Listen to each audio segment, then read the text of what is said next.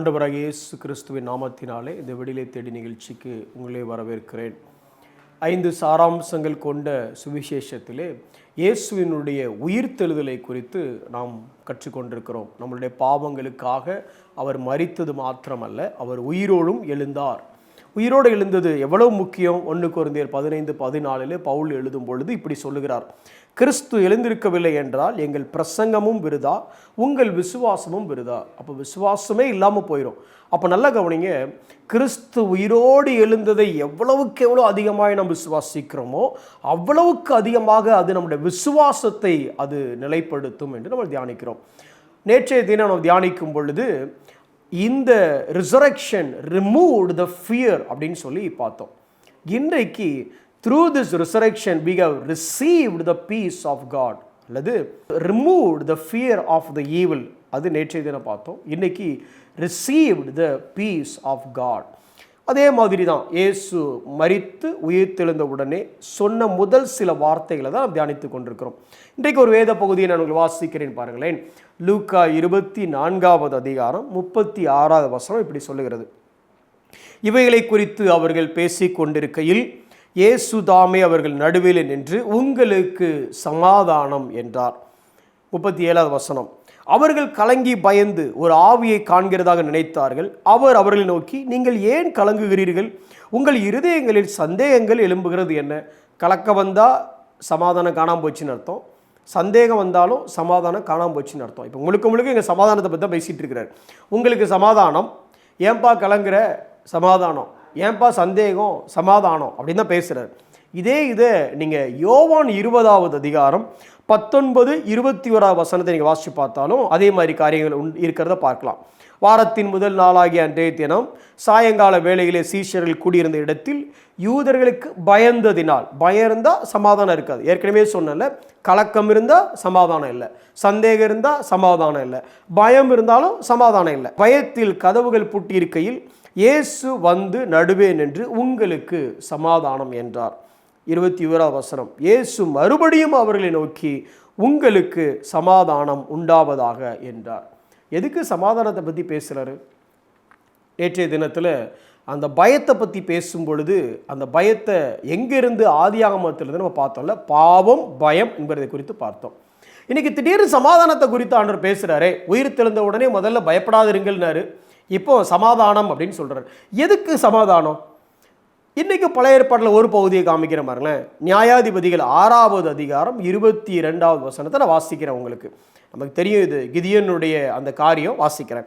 அப்பொழுது கிதியோன் அவர் கர்த்தருடைய தூதன் என்று கண்டு, ஐயோ கர்த்தரான ஆண்டவரே, நான் கர்த்தருடைய தூதனை முகமுகமாய் கண்டேனே என்றான். அதற்கு கர்த்தருடைய தூதனானவர்னு வருது, இங்கே கர்த்தர்னு வருது.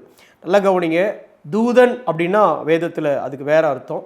கர்த்தருடைய தூதனானவர், ஏஞ்சல் ஆஃப் த லார்ட் அப்படின்னா அதை எப்படி சொல்கிறாங்க அப்படின்னா ப்ரீ இன்கார்னேஷன் ஆஃப் கிரைஸ்ட், அல்லது கிறிஸ்து பிறப்பதற்கு முன்பு ஒரு அவதாரம் மாதிரி ஒரு சீன், அந்த இடத்துல அவங்களுக்கு காட்சி அளிக்கிறார் அப்படின்னு வச்சுக்கலாம். அதை குறித்து ரொம்ப ஆழமாக தியானிக்க முடியாது. ஆனால் இங்கே என்ன இருக்குது அப்படின்னா, அவரை கண்ட உடனே இப்போ கர்த்தர் என்ன பதில் சொல்கிறாரு பாருங்களேன்: உனக்கு சமாதானம், பயப்படாதே. நல்லா கவனிச்சிங்களா? சமாதானம், பயப்படாதே. அங்கே சீஷர்கள் என்ன பண்ணிட்டு இருந்தாங்க? பயத்தோடு இருந்தாங்க. ஆண்டவர் வந்து என்ன சொன்னார்? சமாதானம் சொன்னார். இங்கே என்ன சொல்கிறாரு? உனக்கு சமாதானம், பயப்படாதே, நீ சாவதில்லை அப்படிங்கிறார்.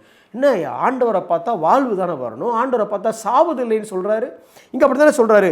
சாவதில்லைன்னு சொன்ன உடனே அவனும் உடனே ஒரு பலிபீடத்தை கட்டி யெகோவா ஷாலோம், அதாவது சமாதானம் அப்படிங்கிற பேரில் அங்கே ஒரு பலிபீடத்தை கட்டுறான். இந்த பகுதி முழுக்க 2 காரியம் இருக்குது. ஒன்று சமாதானம், இன்னொன்று சாவு, பயம். இவ்வளோதான் இருக்குது. அப்போ இங்கேயும் சமாதானத்துக்கும் சாவுக்கும் ஏதோ தொடர்பு இருக்கிற மாதிரி இருக்கு பாருங்களேன். அவன் தேவனை பார்த்த உடனே செத்துருவன் தான் பயந்தான். ஆண்டவர் சொன்னது சாவ மாட்டேன், பயப்படாத, சமாதானமாக இரு அப்படிங்கிறார். என்ன அர்த்தம் பொதுவாக? அதை இப்படி விளக்கலாம் பாருங்களேன். Sinful man can never be with holy God. பரிசுத்தமான தேவன் முன்பதாக பாவமான மனிதனால் நிற்கவே முடியாது. ஏன்னா அது அவ்வளோதான், வாய்ப்பே இல்லை. ஏன்னா அவர் பட்சிக்கிற அக்கினியாக இருக்கிற பரிசுத்த தேவன். இன்னும் சொல்லப்போனால் holy God versus sinful man, அந்த காம்பினேஷனை பார்க்கவே முடியாது வேதத்தில். அவர் பரிசுத்தம், அவரால் பாவத்தை ஏற்றுக்கொள்ளவே முடியாது, இவனால் பரிசுத்தமாக வாழவே முடியாது. அப்போ இவங்க ரெண்டு சந்திச்சுக்கிட்டா அதை மாதிரி தான் அர்த்தம். ஒரு திருடனும் போலீஸும் சந்திச்சுட்டா, எக்ஸாம்பிளுக்காக சொல்கிறேன். இதையும் தாண்டி ரோமர் 3வது அதிகாரம் 23வது வசனத்தை வாசித்து பார்த்தீங்கன்னா, all became sinners and lost the glory. எல்லாரும் பாவம் செய்து தேவ மகிமை அற்றவர்கள் ஆயிட்டாங்க. ரோமர் 5வது அதிகாரம் 20வது வசனம் சொல்லுது, நாம் தேவனுக்கு சத்துருக்கலாம். அப்போது ஒரு மந்திரிக்கு சத்ருவாக இருந்தாலே ஏரியாவுக்குள்ளே வர முடியாது. இங்கே தேவனுக்கே சத்ருன்னா நினச்சி பாருங்கள் நம்ம நிலைமையை. அதே மாதிரி கொலோசியர் 1வது அதிகாரம் 21வது வசனம் சொல்லுது, நாம் மனதிலே அவருக்கு சத்துருக்களாக இருந்தோம். அதுதான் பிரச்சனை இங்கே.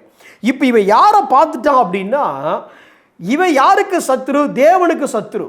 இவன் யாருக்கு மனதில் விரோதியாக இருக்கிறான்? தேவனுக்கு விரோதியாக இருக்கிறான். அவரை பார்த்துட்டான். அதனால் முடிவு பண்ணிட்டான், நம்ம சாவ போகிறோன்னு. ஆனால் அவர் இங்கே என்ன சொல்கிறாருன்னா, சாவ மாட்டேன், உனக்கு சமாதானம். அப்போ என்ன சொல்ல வருகிறார்? ஒரு வசனத்தை நான் வாசிக்கிறேன்.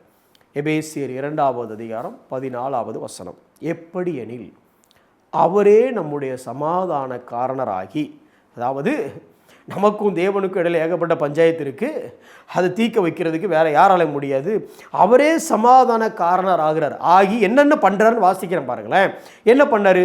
இரு திறத்தாரையும் ஒன்றாக்கி பகையாக நின்ற பிரிவினையாகிய நடுச்சுவரை தகர்த்து சட்ட திட்டங்களாகிய நியாயப்பிரமாணத்தை தம்முடைய மாம்சத்தினாலே ஒழித்து திருப்பியும் இரு திறத்தாரையும் தமக்குள்ளாக ஒரே புதிய மனுஷனாக சிருஷ்டித்து இப்படி சமாதானம் பண்ணி, அவரே சமாதானம் பண்ணி வச்சாராமா. இந்த இரு திறத்தார் யாரு? கொஞ்சம் வாசிக்கிறேனே. அடுத்த வசனம். பகையை சிலுவையினால் கொன்று அதனாலே இரு திறத்தாரையும் ஒரே சரீரமாக தேவனுக்கு ஒப்புரவாக்கினார்.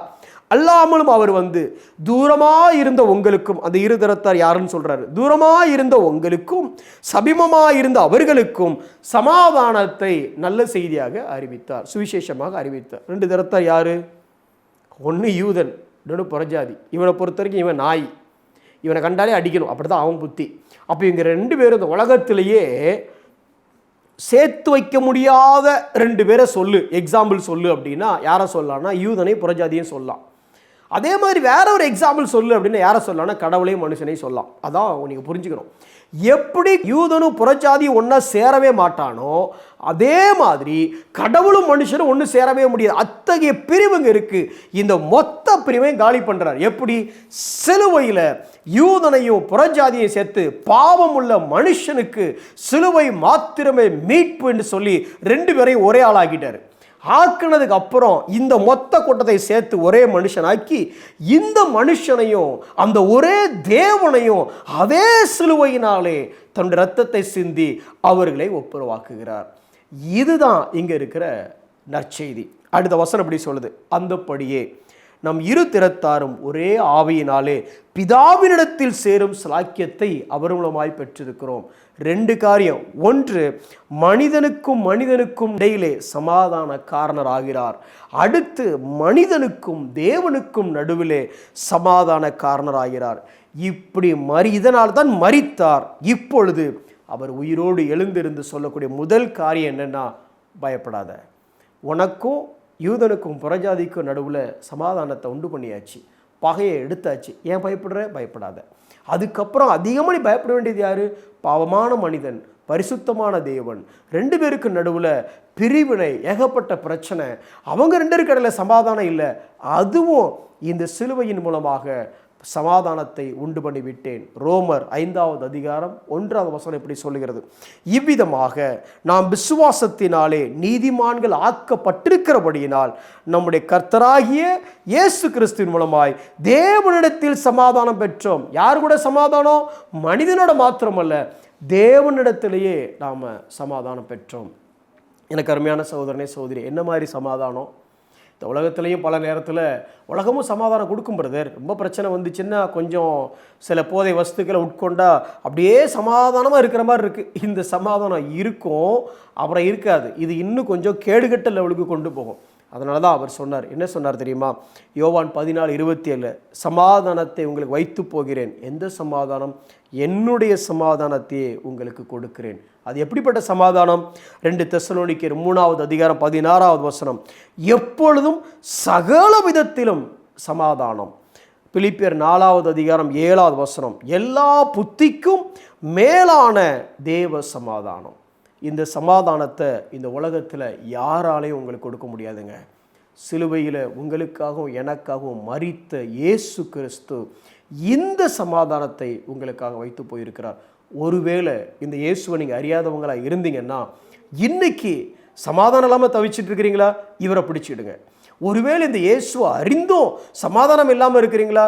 கொஞ்சம் திரும்பி பாருங்க, எவ்வளோ பெரிய காரியத்தை அவர் செஞ்சிருக்கிறாரு, எவ்வளோ பெரிய சமாதானத்தை உங்களுக்காக வைத்து போயிருக்கிறாருங்கிறத கொஞ்சம் யோசிச்சு பாருங்க. அவர் உயிர்த்து எழுந்தார், விசுவாசிங்க, நிச்சயமாக பயமெல்லாம் போய் சமாதானத்தினால் உங்கள் இருதயமும் உங்களுடைய சிந்தையும் நிரம்பும். கண்களை மூடி நாம் ஜெபிப்போம். அன்புள்ள ஆண்டவரே, உம்முடைய மரணத்தினாலே, மரித்து நீர் உயிர் தெழுந்ததினாலே இரு திறத்தாரையும் ஒன்றாக்கியது மாத்திரமல்ல, தேவனோடு எங்களை ஒப்புரவு கொள்ள வைத்தீரே, உமக்கு நன்றி செலுத்துகிறோம் ஆண்டவரே. தேவனோடு எங்களுக்கு சமாதானம் உண்டாயிருக்கும் பொழுது எங்களுக்கு எந்த பயமும் எந்த கலக்கமும் இல்லை. ஏனெனில் தேவனே எங்களுடைய பட்சத்தில் இருக்கிறார். அந்த நம்பிக்கை எங்களுக்கு இருக்கிறது ஆண்டவரே. உம்முடைய உயிர் தெழுதலின் மூலமாக நீர் பண்ணின இந்த சமாதானத்திற்காக நன்றி செலுத்துகிறோம். இதை பார்த்து கொண்டிருக்கிற ஒவ்வொருவரும் இந்த சமாதானத்திற்கு காரணர், இந்த சமாதானத்திற்கு சோர்ஸ், இந்த சமாதானத்துக்கு ரீசன் அது நீர் மட்டுமே என்பதை விசுவாசித்து சமாதானத்தை பெற்றுக்கொள்ள, பயத்திலிருந்து கலக்கத்திலிருந்து விடுதலை அடைய நாங்கள் ஜெபிக்கிறோம். இயேசுவின் நாமத்தில் பிதாவே, ஆமென்.